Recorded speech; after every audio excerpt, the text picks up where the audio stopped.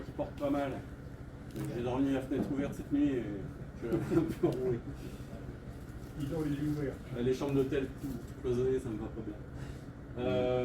Donc bonjour à tous, là, je vais vous faire un petit exposé sur les trucs et astuces Photoshop.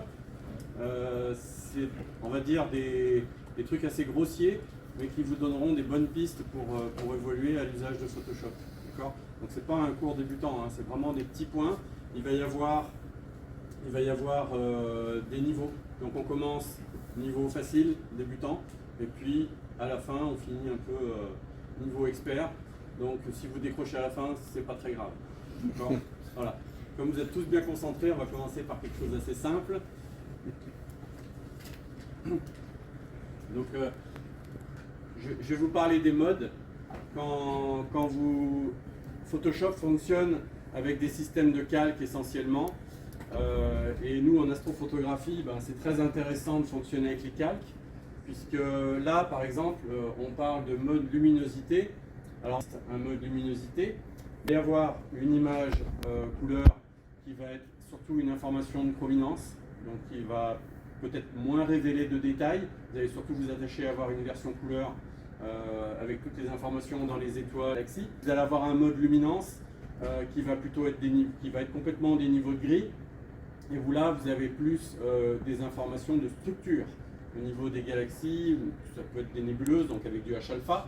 Quand on parle de luminance, ça peut être n'importe quel filtre SHO en noir et blanc, ou une luminance, ou même une luminance synthétique. Le mode luminosité donc, va permettre d'obtenir deux calques, et Photoshop fonctionne de manière donc on va mettre un sur les autres.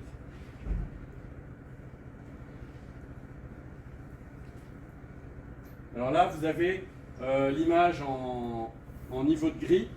Donc vous avez des informations de détail. Il faut bien prendre ça en compte. Et puis vous avez également la dynamique également de l'image. En gros, tous les niveaux de gris le plus possible. Hein, du fond de ciel jusqu'au centre des étoiles qui sont presque à saturation.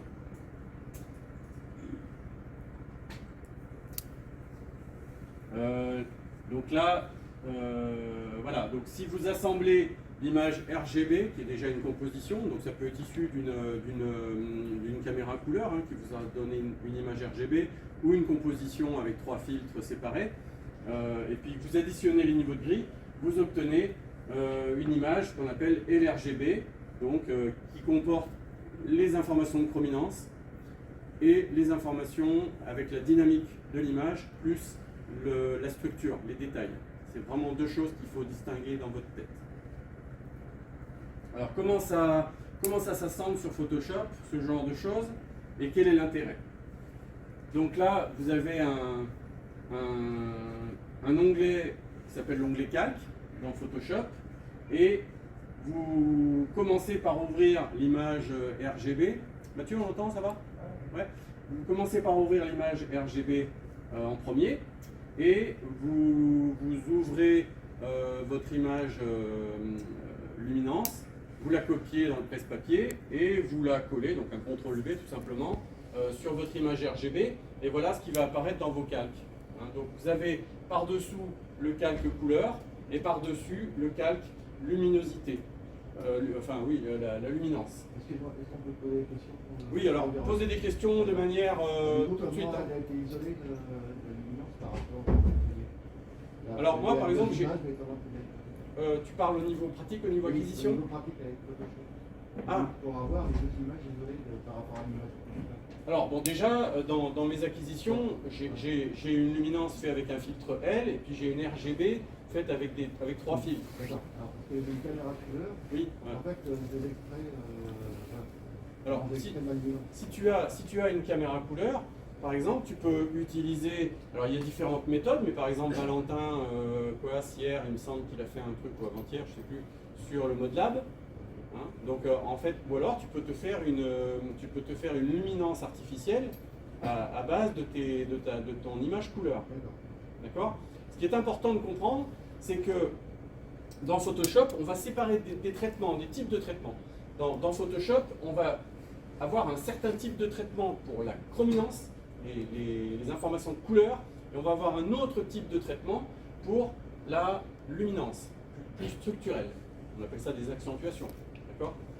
Et même si vous avez une caméra couleur, je vous conseille fortement de vous créer une luminance artificielle, tout simplement, même peut-être tout simplement en prenant votre RVB et puis en la convertissant en noir et blanc. Hein, tout simplement, vous faites une copie de votre RVB, vous la mettez en mode noir et blanc, et là vous obtiendrez une luminance qui ne sera pas plus riche en termes structurels que votre RVB, puisque c'est une copie et qui est simplement convertie en noir et blanc. Vous pouvez faire mieux, vous pouvez utiliser votre RVB, et puis vous allez dans le mode, dans Photoshop, vous allez dans l'image mode, et vous avez le mode lab. Le mode lab, ça va séparer votre RVB en 3 canaux différents. Ça va plus être une RVB, mais ça va être une LAB, et le lab. Et vous prenez la couche L, qui elle va reprendre un petit peu plus de structure. D'accord ? Donc c'est un peu mieux que de convertir cette image en noir et blanc. Okay ? Pour les CCDistes ou les CMOS qui ont des capteurs noir et blanc, bah, on est sur, au niveau des acquisitions, on est sur ce genre d'acquisition. Je passe beaucoup de temps sur mes acquisitions en luminance, je pose longtemps, hein. En gros je veux de la dynamique, je veux beaucoup d'informations de photons, et puis je veux de la structure, donc je le fais dans des bonnes conditions de ciel, de seeing, et puis le RVB, ben, je passe peut-être un petit peu moins de temps. Par contre, il ne faut pas qu'il y ait de lune, il ne faut pas qu'il y ait trop de pollution, sinon vous allez amener du gradient qui va être rehaussé par la luminance. D'accord ? Donc, 2 traitements différents, c'est pour ça qu'on va faire 2 calques différents. Alors, en succession, donc imaginez, là, vous le voyez comme ça, mais il faut mieux le voir sous forme de sandwich. D'accord ? Donc, vous avez la première couche, le fromage par exemple, et vous mettez le jambon par-dessus, et ben, vous allez voir, vos yeux vont venir par-dessus et par transparence. Si on ne changeait pas le mode ici, là on est en mode luminosité, si on mettait un mode normal, on ne verrait que cette image-là et celle-là disparaîtrait au niveau de nos yeux parce qu'on n'a plus de transparence, hein, les yeux sont par-dessus, et donc on n'a plus cette transparence verticale.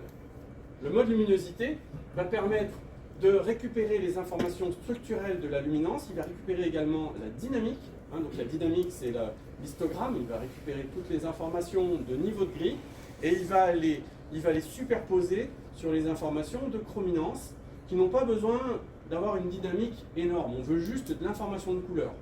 Donc en gros, quand vous avez votre RVB, c'est dans PixInsight ou dans Cyril, dans n'importe quel logiciel, c'est pas la peine de trop monter les niveaux de votre RVB, ça sert à rien. Ce qu'il faut, c'est juste faire apparaître les informations de chrominance, de couleur. Okay ? Par contre, la luminance, elle, vous pouvez tirer au niveau de la dynamique, parce que c'est elle qui va vous amener toute la plage de dynamique de l'image. C'est vu là-dessus ? Il y a des questions par rapport à ça ? Oui ? Est-ce que ça a l'intérêt de faire la luminance en additionnant tous les cas? Si on a fait à la fois la luminance et des RVB, oui. Oui. Est-ce que ça a l'intérêt de ça peut marcher, d'additionner? Ouais, ça il faut le tester, ça peut marcher. Le problème c'est qu'il peut y avoir ce qu'on appelle la réjection. C'est-à-dire que quand on additionne toutes les images, par exemple, plutôt que de faire un empilement que de la L et que de la RVB, en limite on se dit on prend tout et on va tout empiler. Le problème, c'est que la méthode de réjection, à un moment donné, quand il va avoir des informations en bleu mais qu'il ne les voit pas dans le L, il va peut-être y avoir des réjections et il se peut, ou pas, qu'on perde en information. Donc, je dirais, essaye, si c'est mieux, tant mieux, si c'est moins bien, reviens plutôt sur la méthode luminance d'un côté et RVB de l'autre. Mais la luminance synthétique, il faut essayer, ouais. Souvent, ça dégrade l'image, hein, quand même. Ça dépend, la méthode de réjection, ça dépend des signes de réjection. Il y a d'autres questions par rapport à ça?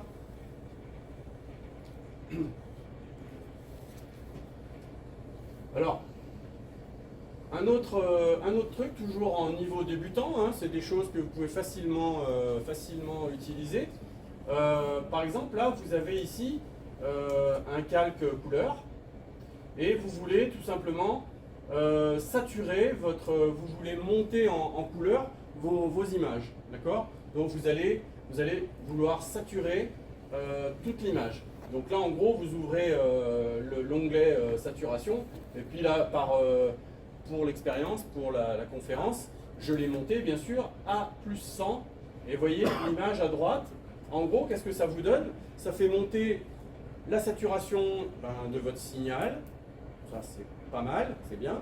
Mais ça fait monter aussi tous les pixels qu'il y a dans votre image, quelle que soit leur intensité et quelle que soit l'importance. Donc là, ça fait monter aussi tout le bruit dans le fond de ciel. Donc faire une saturation de ce genre-là, c'est bien. Mais en bas, vous voyez que je lui ai mis un masque, donc tout simplement, donc ça, c'est ce que j'appelle le masque intelligent, qui a été récupéré tout simplement dans une couche. Je crois qu'on le voit après. Mais vous voyez le résultat, voilà, on est vraiment sur quelque chose de simple à faire, vraiment un mode débutant Photoshop.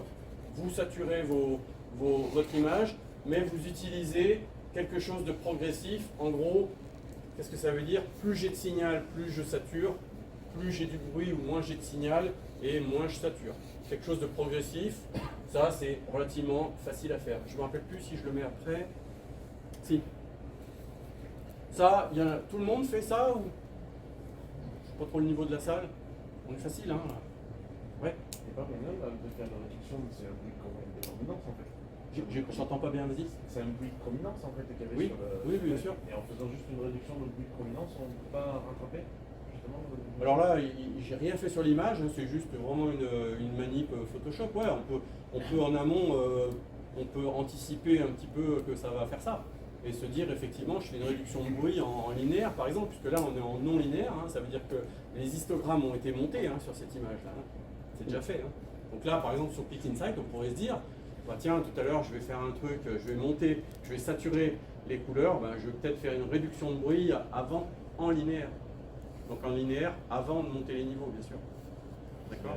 Il y a le caméra haut qui, sur Photoshop, on peut utiliser justement, on met sur une image non linéaire, Ouais. on peut utiliser justement le caméra haut pour faire justement la réduction de automatique. Alors là, je sèche. Je ne sais pas quoi te dire. Je connais pas le caméra rond. Voilà, non. Je préfère m'abstenir de dire quoi que ce soit, j'ai pas de réponse. Mais oui, si tu le dis. Mais ouais, je connais pas. Alors comment on fait un masque ou intelligent ou très intelligent, hein? Déjà s'il est intelligent c'est pas mal. Vous prenez votre image couleur et puis vous allez dans l'onglet couche. Et puis là, si vous cochez sur RVB, bah, vous allez avoir votre image couleur. Puis vous pouvez cocher sur toutes les trois couches, là, la rouge, la verte, la bleue. Et par exemple, la rouge, c'est celle qui me semble la plus linéaire au niveau du signal. En gros, plus c'est blanc et mieux c'est. Hein. Donc je vais m'en servir, je vais cocher dessus. Je vais cliquer sur cette petite icône, c'est des petits pointillés en forme de rond. Ça va me copier tout simplement dans le presse-papier cette image-là. Et elle va me servir de masque. Donc tout simplement, je vais dans mes calques ici en étape 2, je vais jeter mon masque blanc, hein, il est tout blanc puisque ça me le crée par défaut. Je vais jeter mon masque blanc dans la petite poubelle qui est là. Et puis ensuite, je vais cliquer, oui, on ouvre ici la saturation. Ensuite, on jette le masque blanc. Et puis ensuite, vous cliquez ici sur une forme de masque, avec un rectangle avec un rond. Et puis, ça, tout simplement, ça vous fait un contrôle V du masque. Donc, ça remet le masque que j'avais copié ici là-dedans. Et automatiquement, bah, ça va vous faire une saturation progressive. Voilà. Là, on est vraiment sur quelque chose de débutant. Ceux qui débutent, bah, c'est déjà bien de savoir faire ça, quoi. Des questions là? Non, ça va?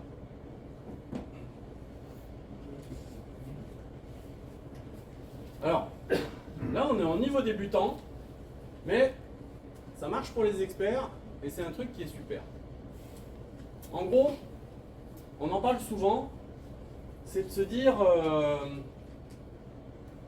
il y en a qui disent, ah j'ai une image avec du signal et puis mes étoiles, elles me bouffent tout, enfin visuellement ça pollue l'image.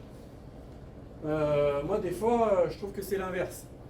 moi des fois j'aime bien quand même, si vous êtes en pleine voie lactée, il faut quand même quelque part, même si votre nébuleuse, ben, il y a des étoiles, je ne suis pas trop pour réduire.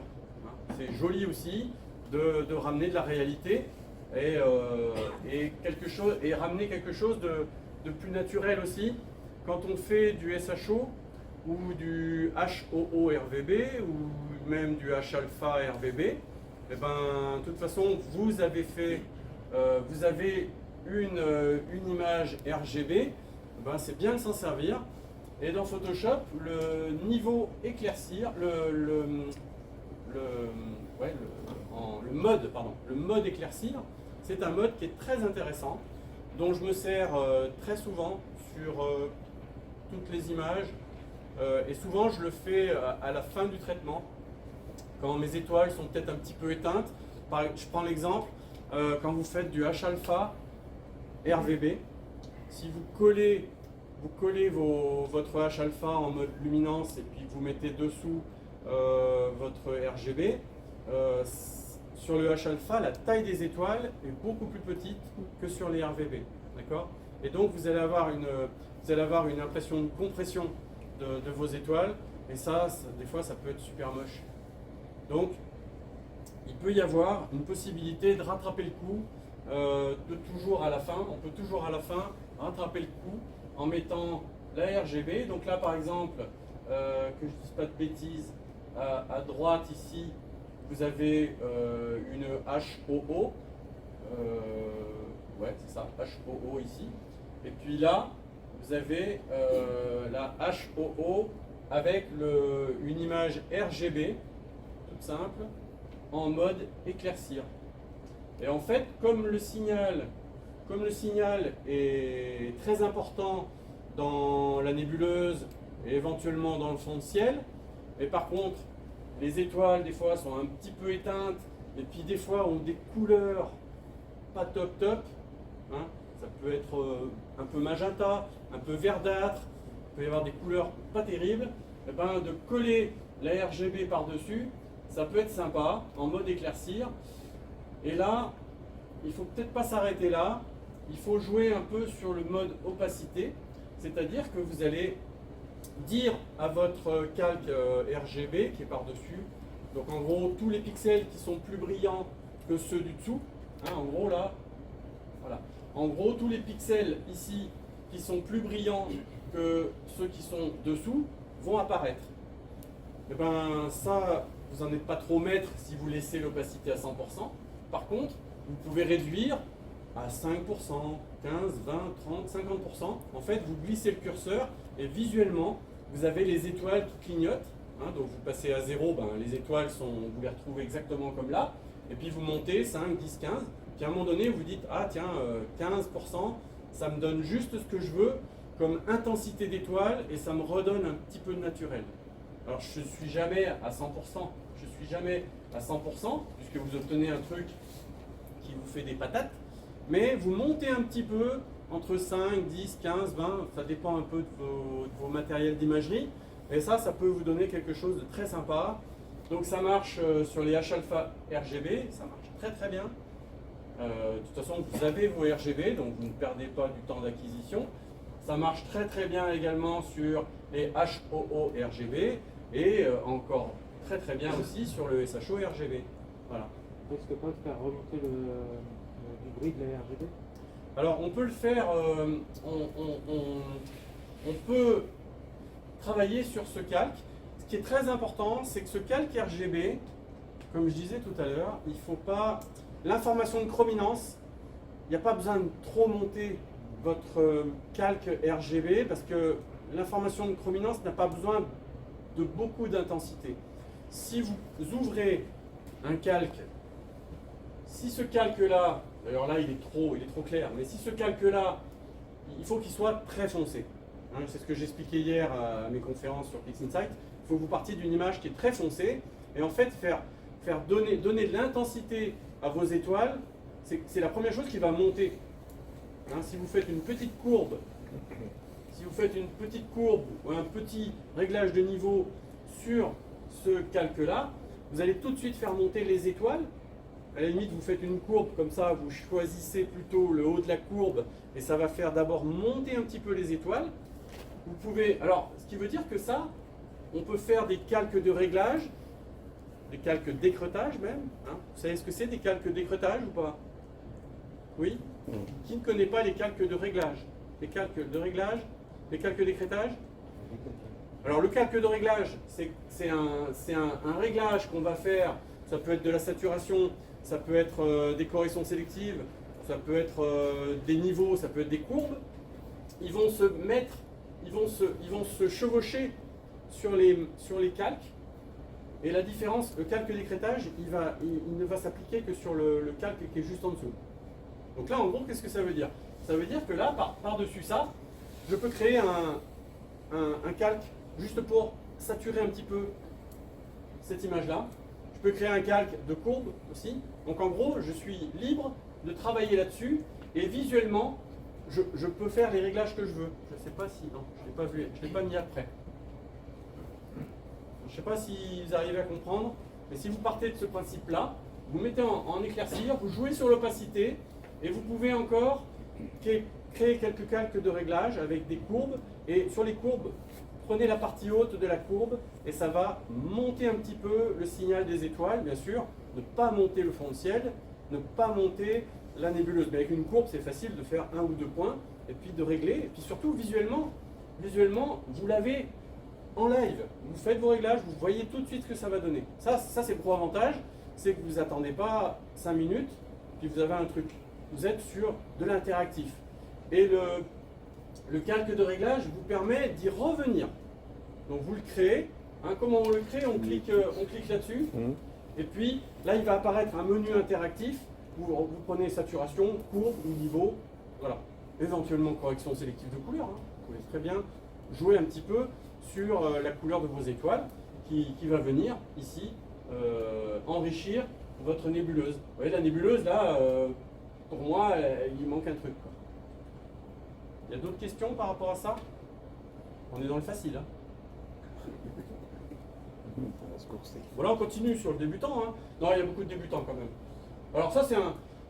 Moi, j'aime bien les plugins. Sur Photoshop, les plugins, c'est quand même pratique des fois. Donc, c'est vrai que, par principe, on a dit tout à l'heure, on travaille sur des calques luminance et puis on travaille sur des calques en chrominance. Par exemple, si vous travaillez sur un calque RGB, qui est d'une chrominance, dès que vous allez faire le moindre petit traitement, vous allez monter en bruit. Hein. Vous allez toujours dégrader votre rapport signal-bruit. Systématiquement, le bruit va toujours un petit peu se dégrader. Donc, pour ça, le bruit, c'est les petits pixels qui sont essentiellement dans les parties les plus pauvres en signal, donc le fond de ciel. Donc, l'avantage du plugin Noiseware, c'est qu'il va vous créer des masques. En gros, dès qu'il y a du signal, il va se dire non, c'est pas la peine de réduire mon bruit. Et en gros, il va travailler avec genre de masque intelligent, comme on l'a vu tout à l'heure. Donc, il va vous réduire votre bruit. On va le voir, le Noiseware. Hein. Moi, c'est un plugin que j'utilise, coûte environ 80 $. Vous l'avez à vie, moi, ça fait 10 ans que je l'ai. Marche super bien sur Photoshop. Donc là, vous l'avez avant. Hein. Donc là, vous voyez, on a une belle, un joli bruit dans le fond de ciel. Effectivement, la nébuleuse, les extensions de la galaxie sont pas trop mal. Et puis là, c'est après. Hein. Voilà. Donc les transitions se font assez bien. Donc des fois, plutôt que de faire des sélections, des masques, des machins, là, on est sur quelque chose qui est assez abouti. On va voir l'interface du plugin. Vous pouvez mémoriser par des presets. Hein. Donc une fois que vous avez trouvé par rapport à votre type d'imagerie, à ce que vous aimez, vous pouvez sauvegarder les paramètres d'activation du plugin. En général, vous jouez sur la luminance et sur la couleur. Donc en fait, il distingue le bruit qui est plutôt dans la dynamique, dans la luminance, et puis il distingue également la couleur au niveau des pixels. Donc il va vraiment faire 2 traitements différents dans ces deux types d'images. Donc après, on y va un petit peu de manière itérative, empirique. On peut travailler sur les color range. En gros, vous pouvez jouer sur le bruit uniquement de votre rouge ou de votre orange ou de votre jaune. Voilà, il est très souple et il vaut ce 80 $. Franchement, alors je l'utilise à chaque fois que je dégrade mon image. Donc, puisque comme je fais des traitements de manière un petit peu successifs et j'évite les traitements brutaux, hein, donc en gros les grands coups de curseur je ne fais pas, je fais du 5-10%, hein, donc dans mes traitements, je fais une correction sélective de couleur, je fais un tout petit peu, et derrière, boum, je fais un petit traitement de noiseware. Donc il me sert, sur une image, il peut me servir 4-5 fois, d'accord, mais très très léger. Hein. Est-ce que c'est mieux qu'il y a un traitement réduction du bruit? Alors, il est différent. Lui, il va, oui, la réduction du bruit dans Photoshop, qui est par défaut dans les filtres, moi je m'en sers, mais pour autre chose. Je m'en sers plutôt à la fin, vraiment à la fin. À la fin, quand des fois, vous avez tiré un peu sur les curseurs, et souvent vos images avec les étoiles orange, elles ont des fois un petit liseré un petit peu qui commence à tirer vers l'orange foncé ou vers le rouge. Le filtre en réduction du bruit va diminuer un petit peu tous ces liserés, va enlever un petit peu de couleur. Des fois le soir on est fatigué, on tire un peu trop sur les curseurs. Mais je m'en sers plutôt à la fin de celui-là.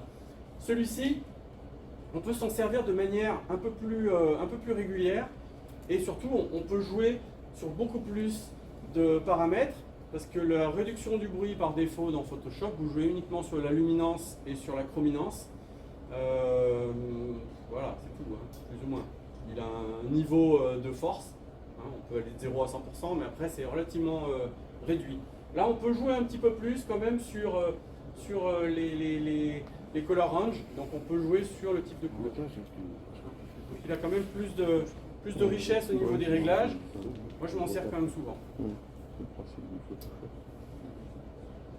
Alors là, qu'est-ce qu'il y avait là? Voilà, là on voit bien l'interface. Vous avez un zoom en bas, donc vous pouvez vous balader, vous pouvez zoomer un maximum. Et puis là, vous l'avez à droite, puis à gauche, bien sûr, c'est avant-après. Hein. Voilà, et puis vous faites vos réglages, et en temps réel, vous avez l'affichage de l'image avant-après. Donc ça, c'est pas mal hein, quand même. Voilà. Mais je pense que dans un logiciel de traitement d'image, automatiquement, tout ce que vous faites va dégrader votre image en rapport signal-bruit. Et donc, il ne faut pas attendre la fin pour se dire, tiens, je vais réduire le bruit. Et on voit souvent des images avec des fonds de ciel, mais qui sont complètement opaques, où vous ne distinguez plus rien sauf les étoiles. Moi, je trouve ça assez abominable. Donc, le bruit fait partie intégrante de l'information de l'image. Il doit être contenu, mais il ne doit pas être supprimé. Pour moi, le bruit, c'est une information. C'est un signal. Okay. Alors, le bruit cosmique, hein, je parle. Je ne parle pas des pixelisations, mais le bruit cosmique, on pourrait, ici par exemple, on pourrait, par inadvertance, virer une petite galaxie. D'accord?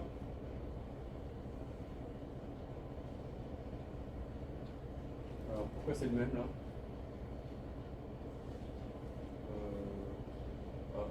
Ouais, je sais pas pourquoi j'ai mis le même là.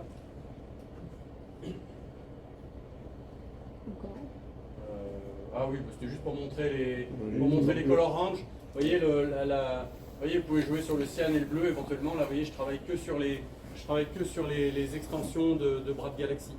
Hein. Mais je ne vais pas toucher aux étoiles, par exemple, la couleur des étoiles. Voilà. Donc ça marche pas mal. Vous voyez que là, il y a un joli passage de satellite bleu là. Je ne sais pas si vous le voyez vous. Hein. Il l'a un petit peu réduit quand même. Ah si, oui, ça y est, je vois. Ouais. Donc là c'est peut-être aussi pour le satellite. Donc vous l'avez sur une imagenomique.com, 79 $ en téléchargement. Ça marche sur, en tout cas moi sur CS6 ça marche. Je pense qu'à partir de CS3 il n'y a pas de problème. Et jusqu'à CC. Il marche en Windows et en Mac. Et en fait il est intégré dans les plugins de Photoshop. Patrick, il me reste combien de temps? 15 minutes. Ok. Bon, les débutants, c'est fini. On peut partir. Confirmé. C'est jaune. Le mode incrustation. Ouais, moi, en fait, moi, Photoshop, je trouve que c'est fabuleux. C'est rien que les modes. On fait des trucs mais extraordinaires avec. Le mode incrustation, avec un filtre passe haut, à quoi ça sert? Alors, ça s'appelle, on en a parlé tout à l'heure, ça s'appelle un calque d'écrêtage. D'accord? Parce qu'il y a une petite flèche ici qui permet en fait de faire le... En fait, on va agir sur le calque luminance uniquement. D'accord? Donc, il y a 3 calques dans mon image, j'ai pas 3 mains, il y a 3 calques.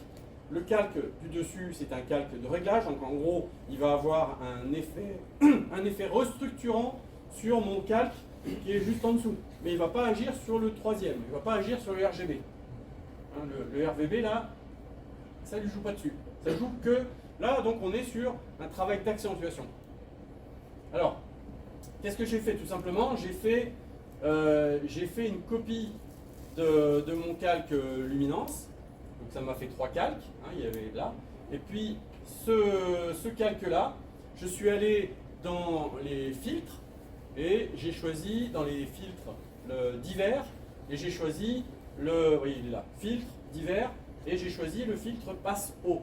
Le passe haut, il va comprimer un petit peu les zones noires de la luminance et l'intérêt, c'est de donner un petit peu de structure aux poussières galactiques. Hein, qui sont au centre, c'est de donner un petit peu de contraste et de structure. Là, ça marche très bien sur les galaxies et éventuellement sur un petit peu sur les dark nebula qui sont un peu dentelées. Hein, même sur les nébuleuses en H-alpha, vous avez des zones un peu noires, ça va les comprimer. Alors bien sûr, donc là, je fais ce passe haut, je ne sais pas si on le voit, je crois qu'on le voit après, non on ne le voit pas après. Et là-dessus, je lui ai créé un masque noir et tout bêtement, alors là je l'ai fait très grossièrement, tout bêtement, j'ai passé un coup de pinceau blanc sur mon masque et en gros le traitement ne s'applique que sur les zones blanchies qui sont là, donc là ça correspond au centre de la galaxie, mais pas sur le fond de ciel. D'accord? Est-ce que tout le monde comprend ce mode incrustation? Donc là on peut bien sûr, encore une fois, jouer sur l'opacité. Hein, en gros, vous jouez sur la force de votre traitement. Vous pouvez très bien mettre des opacités beaucoup plus faibles, de l'ordre de 10%. Vous allez un petit peu comprimer ces zones-là. Bon, là, j'ai fait un coup de pinceau au rouleau, hein, mais vous pouvez être beaucoup plus ponctuel et travailler beaucoup plus par tâche. Des questions sur ça? Ça va? Alors là, ça concerne ceux qui ont des caméras couleur. Normalement, vous n'utilisez pas de H-alpha, hein, ou alors, si peut-être, mais on bouffe énormément en résolution. Hein, ouais. Mais dans le cas des personnes qui utiliseraient encore des caméras noir et blanc, avec du H-alpha et du RGB, on se heurte très souvent, dans un traitement classique, à ce genre de résultat-là. On le voit régulièrement sur Internet. Parce que, qu'est-ce qui s'est passé? Eh ben, en fait, ces personnes-là ont tendance à monter un maximum les niveaux de la RVB, à monter un maximum les niveaux de la luminance. En gros, ils séparent les deux traitements, ils tirent au maximum des deux images, et ensuite, ils les assemblent. Le problème, c'est que la luminance a beaucoup plus de dynamique que la RVB, et donc va tout vous délaver et vous donner ce résultat-là. On l'obtient également sur les SHO. Si vous faites une SHO dessus, vous prenez une couche H-alpha et puis que vous tirez un maximum, bah, vous allez délaver votre image finale. Alors, comment est-ce qu'on... Donc là, vous voyez, on est toujours en mode luminosité. On est à opacité 100%, donc là, on est dans l'erreur. C'est difficilement rattrapable, hein, ça. Les étoiles sont toutes blanches. Aucune information de couleur. La chrominance a disparu au niveau des étoiles. Alors, voyons que je reprenne. Voilà. Plutôt que de faire en une seule étape, vous allez le faire en plusieurs étapes progressives, tout simplement en appliquant la même recette. Hein. Vous prenez votre luminance, vous prenez votre RVB, mais moi je vous conseille fortement de ne pas tirer toute la dynamique visuellement. Ne tirez pas de vos images visuellement tout ce qu'elles peuvent. Soyez plus bas dans les histogrammes. Du moment où vous gardez toute l'information dans votre RVB, toute l'information dans votre luminance, restez bas sur vos niveaux. D'accord? Donc là, moi je trouve qu'on est encore très haut sur ces niveaux-là, mais déjà, en changeant rien que l'opacité, c'est-à-dire qu'on va appliquer que un quart des informations de luminance sur la totalité de l'image RVB, on va obtenir donc une image ici qui va être plus colorée, c'est logique. Effectivement, moins d'informations de structure, moins d'informations de dynamique totale, mais on peut le faire en plusieurs étapes. Voilà la première étape, 25%. Et puis, en deuxième étape, vous faites une fusion. En gros, vous récupérez cette image-là, vous la mettez par-dessus. Alors là, c'est un truc de clavier, comme je disais hier, c'est CTRL, ALT, SHIFT, X.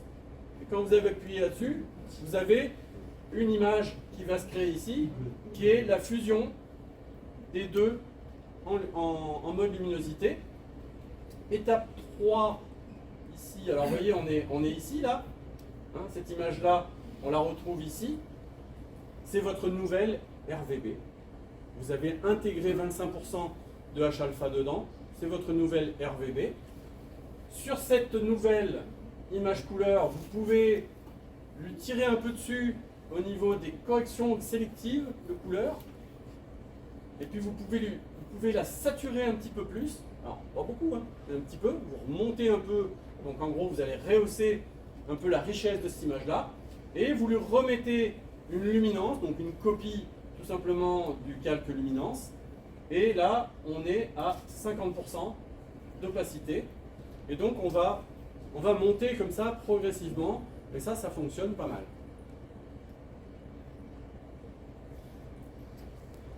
Pareil que tout à l'heure, sauf que je vous montre la correction sélective. Par exemple, vous voulez booster un petit peu le H-alpha qui a quand même, avec les 25% de luminance, il est un petit peu rosé. Hein, donc là, vous le reboostez avec les corrections sélectives que sur le rouge. Vous montez un peu les rouges, en gros ça va enrichir les rouges.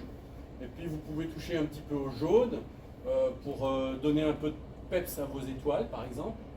Et puis sur la saturation, vous voyez, moi j'ai fait 40% de saturation. J'en fais pas autant hein, d'habitude, mais là voilà, pour l'expérience j'ai saturé un peu plus. Et puis donc opacité 50%. Je crois qu'il y en a encore un autre. Voilà, donc là on était ici. Vous voyez, on a fait les deux calques de décretage sur cette image-là. On fusionne de nouveau la nouvelle image et on recommence ici en luminance, de nouveau en luminance. Et là, vous voyez, on est à 75%. Et puis il y aura encore une quatrième étape à 100%. Donc on a une montée progressive de la luminance et à chaque fois on enrichit. Et à chaque fois, à chaque étape, ici, vous pouvez faire un coup de denoise, un coup de noiseware. D'accord? Parce que là, ici, j'ai dégradé le rapport signal-bruit au niveau de ma chrominance, puisque je lui tire un petit peu dessus avec des réglages. Et donc, là, vous pouvez faire un petit coup de noiseware. En fait, vous récupérez toujours un petit peu l'état de surface de votre première image. D'accord? Donc, tout est très progressif, tout est très léger. Vous arrivez à suivre? Tout va bien jusque-là? Est-ce qu'il y a des questions sur cette technique-là? Oui? En fait, c'est un process que tu fais de manière itérative à chaque fois, en récupérant à chaque fois un petit peu de... Ouais, en fait, tous mes traitements sont basés sur ça. Que ce soit du SHO ou du LRVB, ou c'est systématiquement de la même manière. Je fonctionne toujours de la même façon. Donc en fait, si tu comprends un petit peu cette montée en puissance de la chrominance, de la luminance, je pense que tout ça s'applique sur n'importe quelle image, puisqu'on parle de rapport signal-bruit. Et le rapport signal-bruit, je pense qu'il a toujours les mêmes problématiques, quel que soit le type d'image, quel que soit le type de caméra. On est sur des images à faible signal quand même. Oui. Le calque d'écrêtage, c'est pas la même chose, on ne peut pas faire la même chose avec le groupe. Ah non, ça n'a rien à voir. Ça n'a rien à voir. Non, un groupe c'est quelque chose qui va... C'est juste visuel.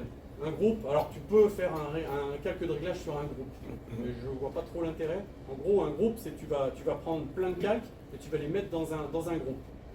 Et tu peux éventuellement appliquer un masque ou un calque de réglage à tout ce groupe. C'est-à-dire que les calques de réglage, ils s'appliquent sur les Ouais. en dessous. Ouais, sur tout le groupe. Enfin, attention, Ah, ok. Donc, vite fait de faire des erreurs. ça s'arrêtait. Ouais. L'avantage du masque, alors c'est pas du calque d'écrêtage, c'est qu'il est vraiment, là les deux calques là, ici, de réglage, ils sont liés uniquement à cette image-là. Si je décoche ça et ça, ça va tout me changer en bas. D'accord?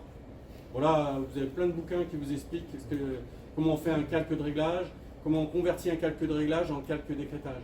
Il y a plein de bouquins, plein de tutos. Donc vous voyez, on passe, alors l'écran il dénature complètement le résultat, mais voilà, pour vous donner un ordre d'idée, hein, on voit souvent ça, aller plutôt vers ça. Okay, et l'idée c'est de dire, on peut obtenir ça sans dégrader le rapport signal-bruit, c'est surtout ça l'important. D'accord? Et pour pas dégrader le rapport signal-bruit, faites-le de manière séquentielle et progressive. Combien de temps il me reste, Patrick? 7 minutes. Parfait. Bon, là, c'est horrible, mais sur l'écran, c'est bien mieux. Voilà, alors, faites pas attention, hein, le calibrage, là, le pauvre, il est aux fraises. Hein. Même le titre. Hein. Alors là, on est en rouge, hein, donc c'est expert. Alors, là, vous avez tout à fait un exemple de ce qu'on souhaite obtenir. On aimerait, alors là, attention, hein, ça va fumer un peu. Hein. On aimerait rehausser un signal dans une des trois couches au choix. On peut choisir. Là, par exemple, quand j'analyse mes trois couches, la couche rouge, elle est très centrée, énormément d'informations au centre, énormément de dynamique, et puis sur les extensions, bon, il y a du signal, mais il est déjà très très présent. D'accord ? Sur la verte, on a beaucoup de contraste. Ça ressemble à une luminance, ça ressemble à une espèce de S2. Hein, le S2, souvent, c'est un peu ça. On ne peut pas en tirer grand-chose. En tout cas, je ne vois pas grand-chose qui pourrait m'intéresser dans les extensions. Par contre, la couche bleue, c'est plutôt du O3, hein, parce que ça doit être un... Non, attendez, je ne me rappelle plus ce que j'avais fait là. C'était avec ciel austral, c'est peut-être bien du O3. En tout cas, peu importe, la couche bleue, on voit qu'il y a des espèces d'extensions là, qui sont vraiment très intéressantes et qu'on devine un petit peu ici. D'accord, qui sont un peu violettes. Et moi, j'aimerais leur donner un petit peu de punch. D'accord? Vous voyez ici, là,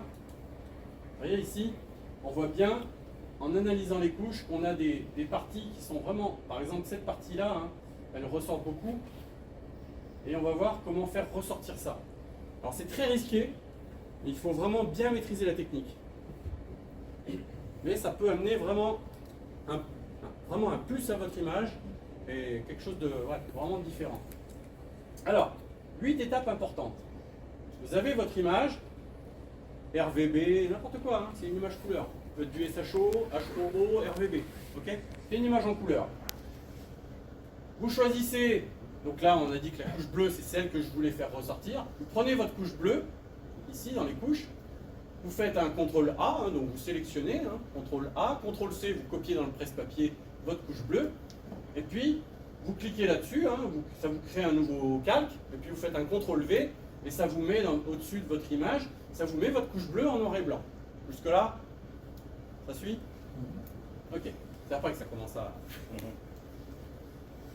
Vous créez, ici, dans le menu interactif, vous créez un calque de réglage de teinte saturation. C'est l'étape 1, 2, 3, où est-ce qu'il est le 4? Je ne vois pas le 4. 3, 4, ouais, donc on est à 5. Ah oui, vous vous mettez en mode superposition. Très important. Vous mettez en superposition. Donc en gros, il va cumuler, il va additionner les deux calques l'un sur l'autre. Du noir et blanc avec du noir et blanc avec de la couleur. Il va les additionner.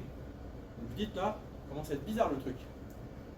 Mais si on additionne du noir et blanc avec de la couleur, ça fait du délavé, hein. On est d'accord. En 6, vous créez un calque de réglage et vous vous arrangez pour qu'il soit d'écrêtage.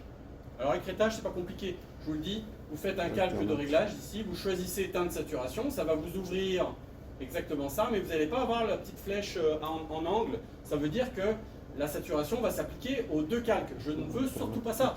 Je veux que ma saturation s'applique, c'est bizarre sur une image noir et blanc, saturée, vous allez dire, mais il est fou ce mec. Bon, vous allez comprendre après.